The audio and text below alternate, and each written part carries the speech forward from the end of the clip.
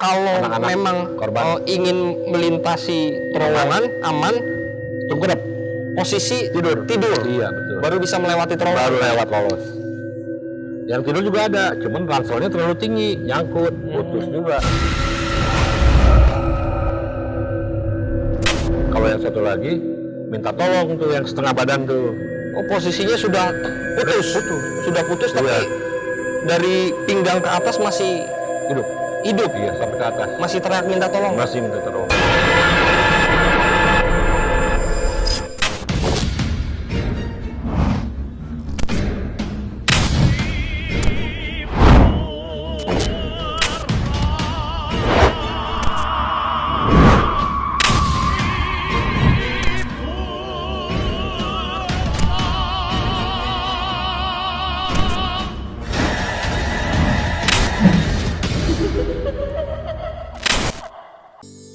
Promosikan bisnis dan produk Anda melalui layanan jasa iklan terbaik kami.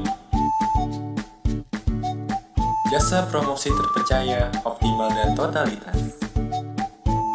Jika kalian membutuhkan salah satunya, silakan hubungi kami sekarang juga.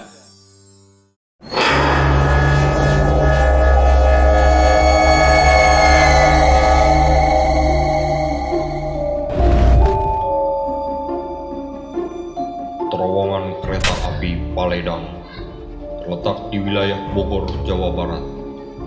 Terkenal memiliki cerita horor yang cukup mengerikan. Terowongan yang berlokasi di Jalan Paledang, Blok Sekolah 17 ini punya masa lalu yang cukup kelam. Dilihat sekilas, terowongan kereta Paledang ini memiliki ruang yang sempit tak seperti terowongan pada umumnya. Hal ini yang kemudian menelan korban jiwa dan banyak sumber menjelaskan tersimpan cerita horor seperti arwah korban kecelakaan kereta masih ada di sana dan bergentayangan.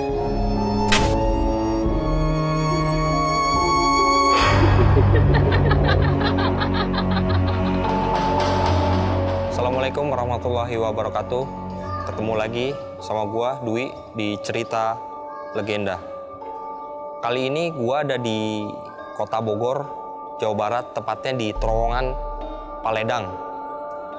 Sedikit cerita kejadian nyata pada saat kereta jurusan Bogor arah ke Sukabumi terjadi kecelakaan di terowongan Paledang.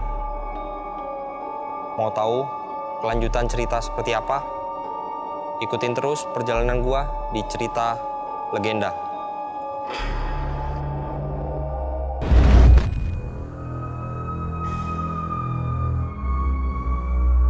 Terjadinya pada tahun 2000-an ya. Pada waktu itu menjelang sembahyang asar ya, jam 4. Kereta dari arah Bogor ke Sukabumi bawa rombongan pemuda-pemuda, kebanyakan anak-anak sekolah ya, pelajar ya, SMK, SMA, STM mungkin.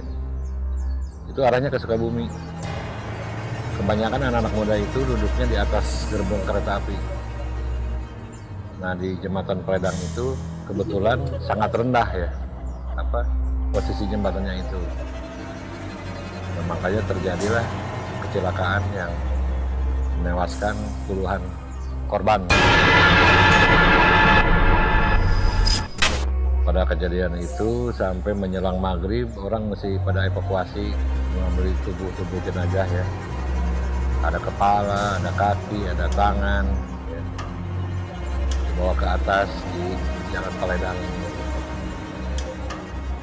Sampai esoknya ada yang mengadakan tahlilan akbar ya di daerah Gang Sukalaya ini selama 1 minggu ya. Setelah kejadian itu mungkin banyak orang-orang yang melihat ya, ada yang tanpa kepala yang jalan, tapi banyak kan orang-orang luar justru, bukan orang-orang sini ya.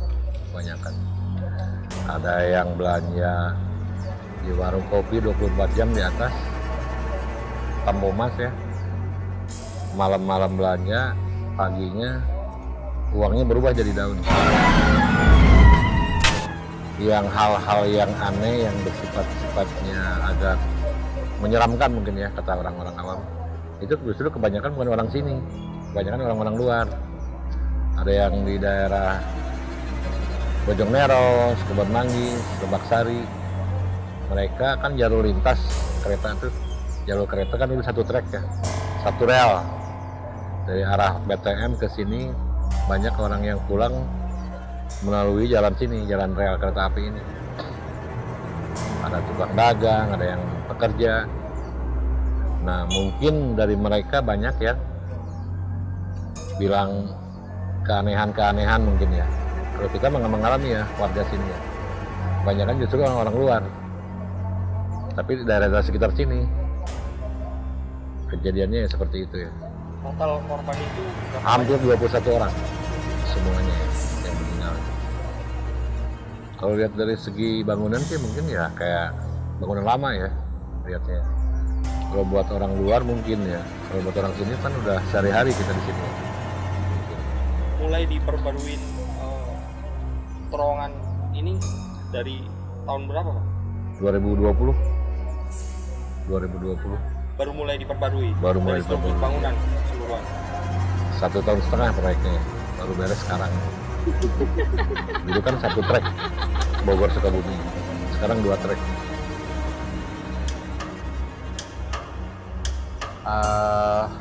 Sebetulnya saya tidak tahu persis bagaimana kejadian tersebut yang terjadi di terowongan Paledang ini, karena kebetulan saya dalam keadaan tugas. Ya. Jadi saya hanya mendengar cerita-cerita dari para tetangga, para kawan-kawan bahwa di sini sering terjadi kalau malam itu ada teriakan histeris.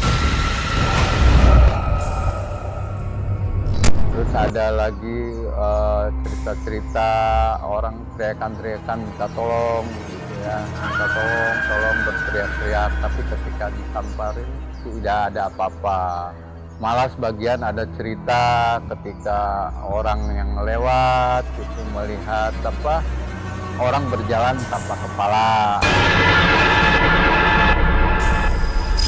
Nah, itu wallahu alam ya, karena saya sendiri tidak menyaksikannya.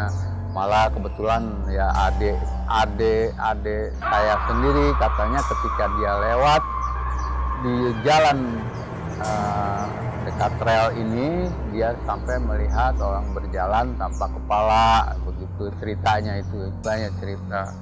Ya alhamdulillah saya tidak sampai saat ini tuh tidak atau belum pernah melihat.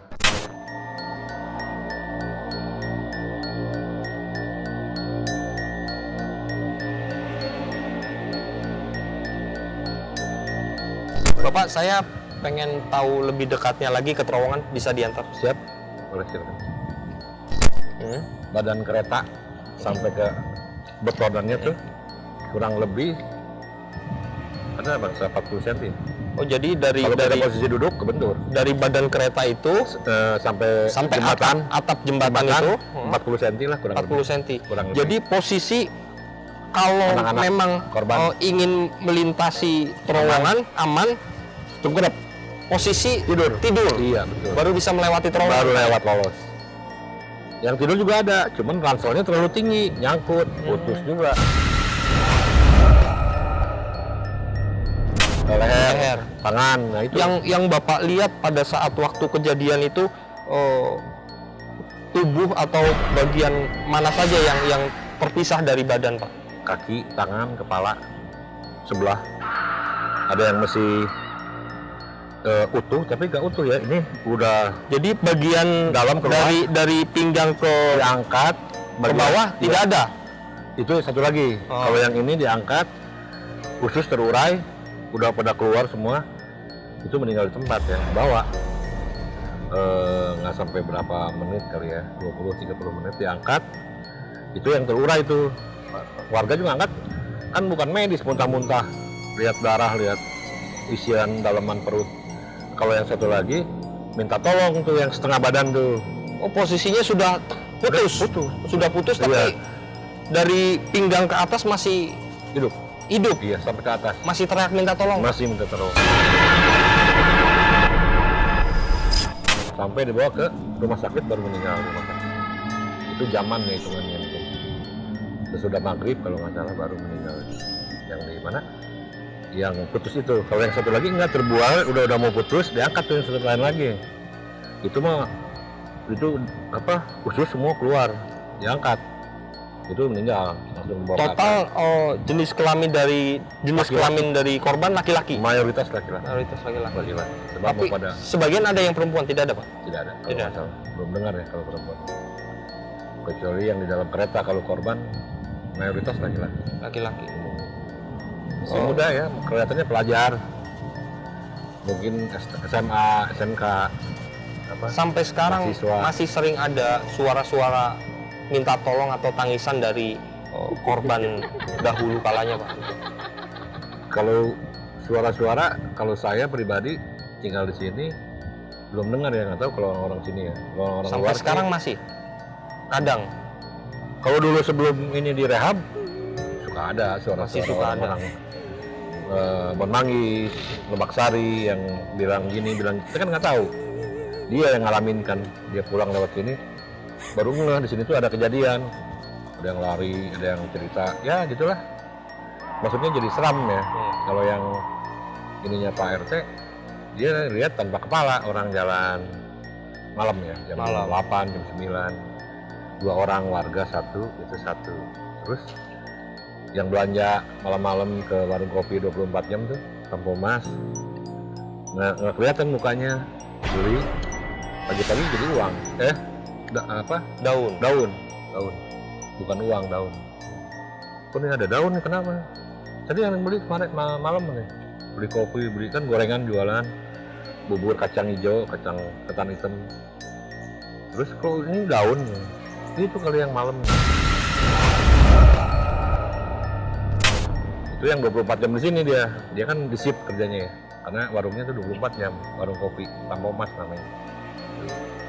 Oke, jadi teman-teman, saya sekarang berada di posisi paling tengah yang tadinya tempat persis tragedi jembatan terowongan Paledang. Jadi pada saat itu memang bangunan struktur rendah, Pak korban itu tersangkut atau terbentur di dinding terowongan.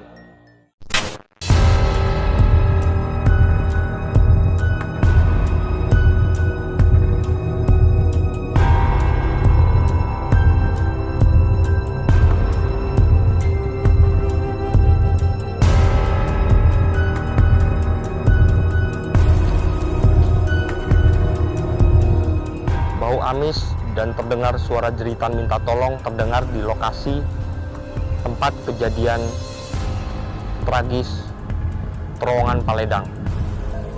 Warga sekitar menyebut terowongan Paledang adalah terowongan terangker di lokasi Bogor, Jawa Barat. Ikutin terus perjalanan gua di cerita legenda.